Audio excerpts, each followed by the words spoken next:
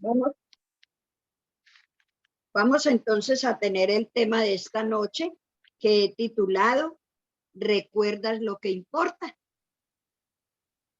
¿Hemos notado alguna vez cómo somos de olvidadizos como hijos?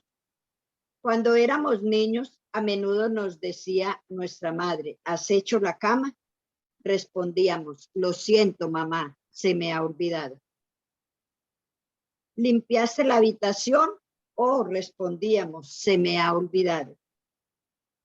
Sonriendo ella decía, si se te vuelve a olvidar, te ataré una cinta roja en el dedo para que te acuerdes.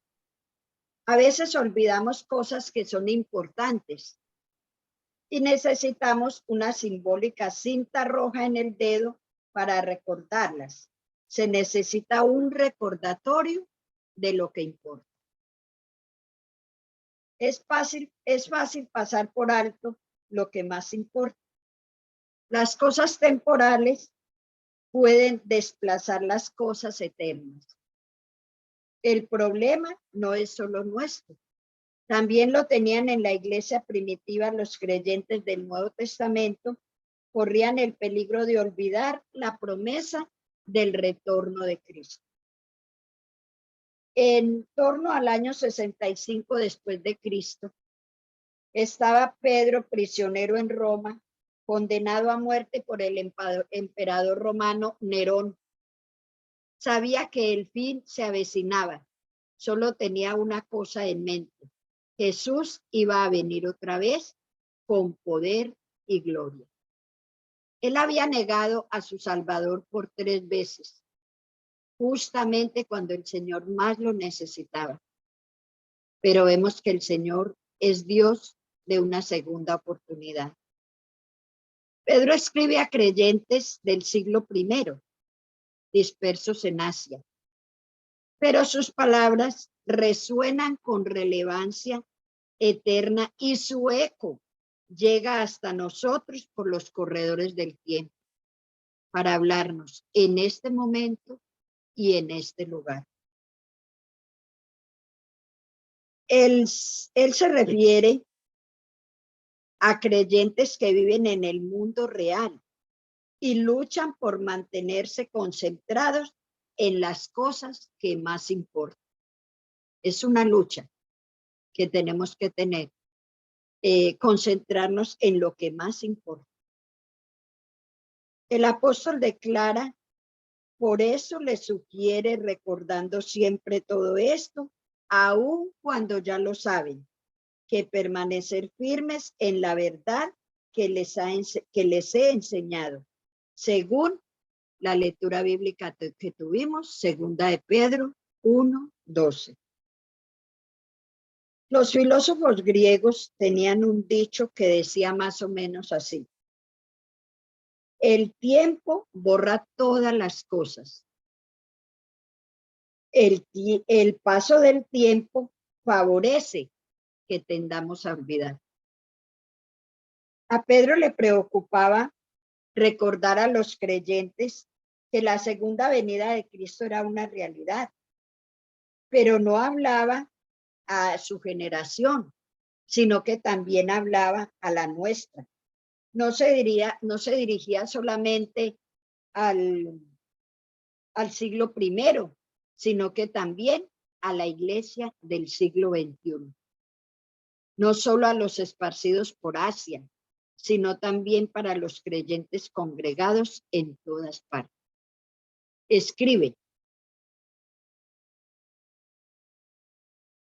Escribe para recordarnos la verdad eterna del retorno de nuestro Señor. Reina Victoria se convirtió a Cristo.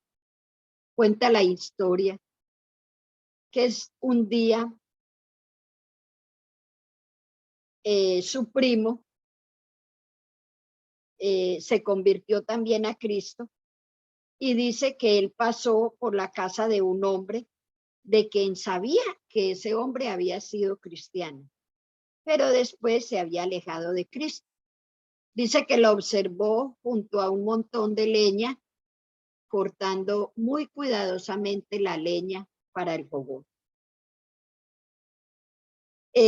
consciente de que era un apóstata, que había sido un cristiano, pero que ahora se había retirado y ya no asistía a la iglesia, se detuvo en la reja y le gritó: el Señor viene, mi hermano, el Señor viene. No dijo nada más y siguió caminando. Pero la advertencia de este hermano sobre la venida del Señor abrió paso en el alma de este hombre, y esas palabras alcanzaron un fuero interno, como una espada de dos filos, atravesaron su corazón. Dice que aquel mensaje se repetía una y otra vez en la mente de este hombre: el Señor viene, hermano, el Señor viene. Bueno, este llamado del siervo del Señor sobre la proximidad de su venida lo impresionó tanto que él nuevamente recobró los deseos de ir a la iglesia y entregarse nuevamente al Señor. Una pequeña obra misionera con este hombre que recién se bautizaba y tenía su primer amor en el corazón. El Señor permita que cada día nuestro primer amor vuelva a nosotros para que tengamos ese ánimo de predicar la palabra por donde quiera que va. Vivir a la luz de la segunda venida de Cristo afecta nuestras decisiones y orienta nuestras elecciones. Es un poderoso incentivo para una vida piadosa. Qué hermosas palabras, las repito. Vivir a la luz de la segunda venida de Cristo afecta nuestras decisiones y orienta nuestras elecciones. Vemos que es un poderoso incentivo para una vida piadosa. El apóstol Pedro entendía esta realidad. No podía guardar silencio ante su muerte. Tenía algo de significado eterno que decir, según segunda de Pedro 1, 13 al 14. La raíz de la palabra que se produce aquí como muerte es el término éxodo.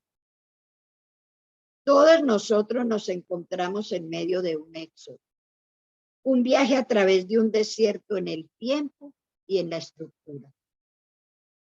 Como creyentes somos peregrinos, pasando por este mundo camino a la gloria, que llegará cuando venga Jesús. Tenemos un destino y no vagamos sin sentido a ninguna parte. Pedro basa su convicción en dos hechos inmutables. Le enseñaba que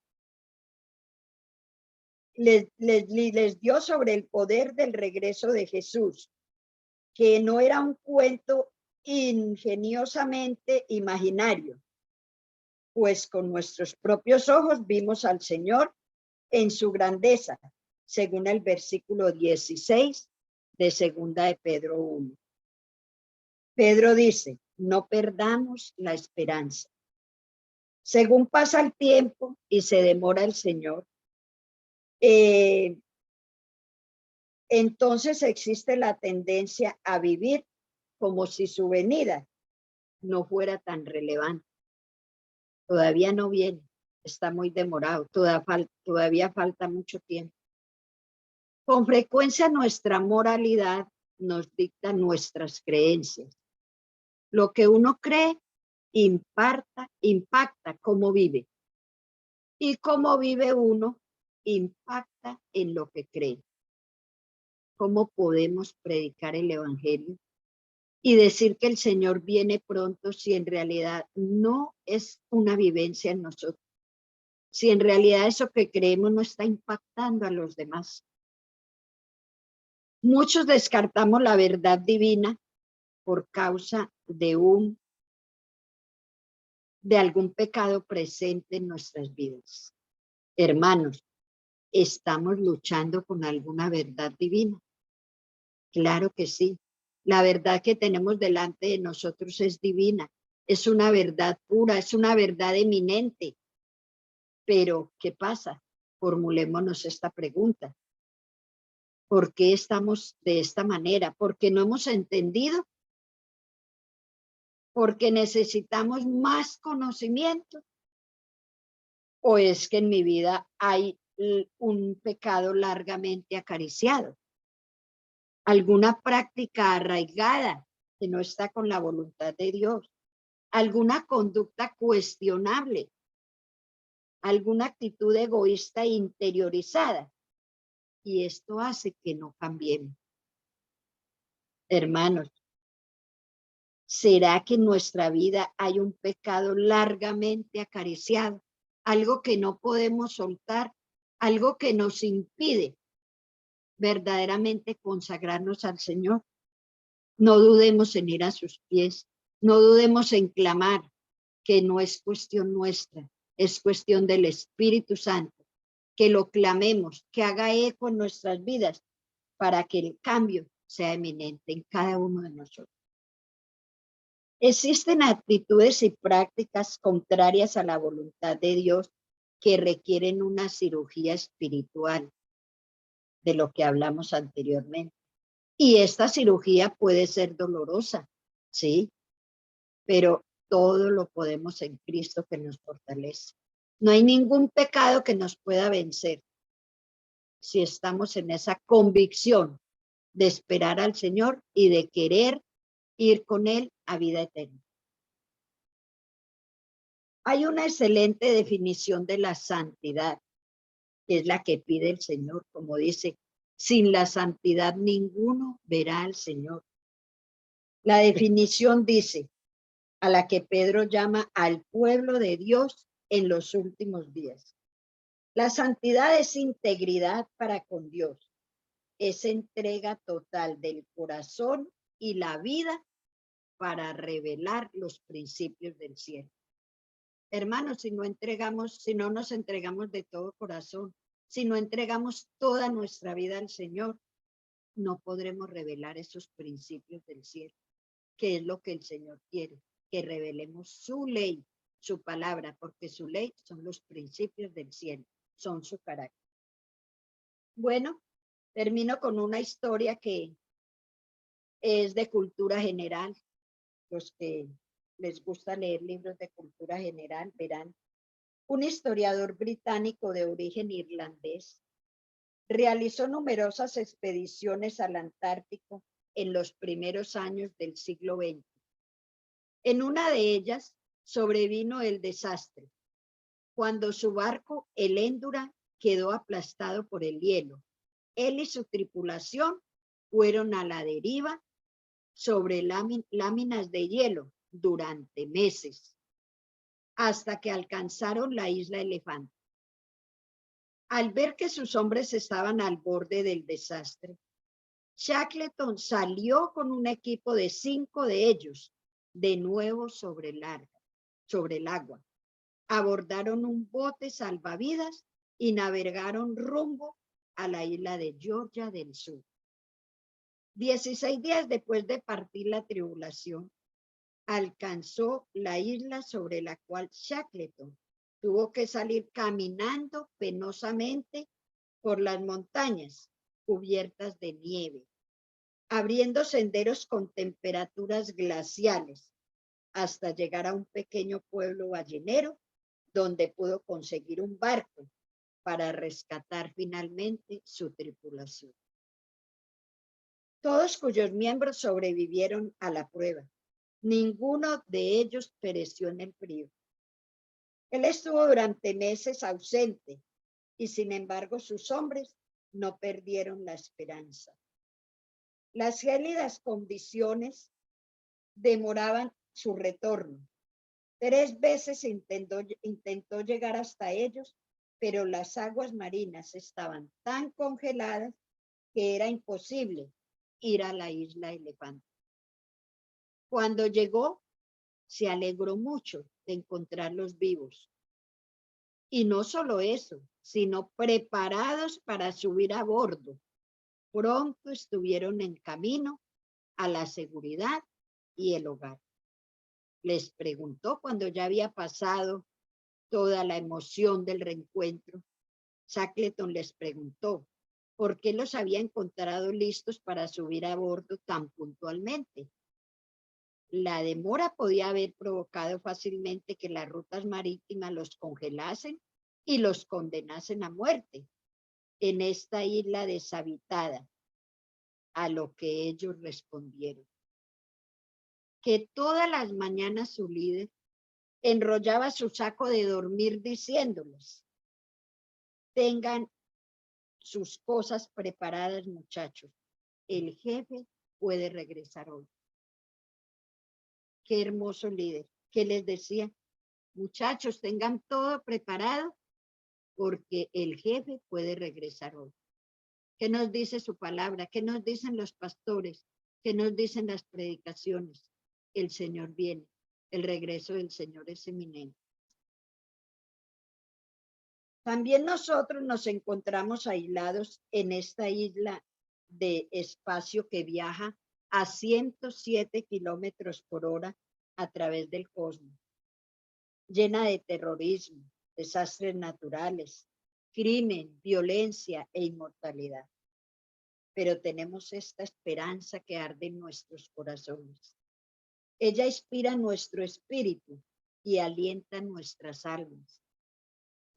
Nos levanta frente a las alegrías y a las tristezas de nuestras vidas. Es la esperanza que se avecina, la liberación, la venida de nuestro Señor Jesucristo. Por eso la única manera de estar preparados para el pronto retorno de Jesús es que asumamos inteligentemente la decisión de permitir que el Señor tome el control de nuestras vidas. Que nada de estos pecados arraigados, que nada de estas prácticas pecaminosas, que nada de lo que impide la comunión con el cielo nos arrebate el gozo de la vida eterna, el gozo de la espera del retorno del Señor Jesucristo. Entreguemos nuestras vidas hoy, mañana y siempre. Que haya sido para honra y gloria de Dios esta pequeña meditación. Vamos entonces a colocarnos de rodillas y vamos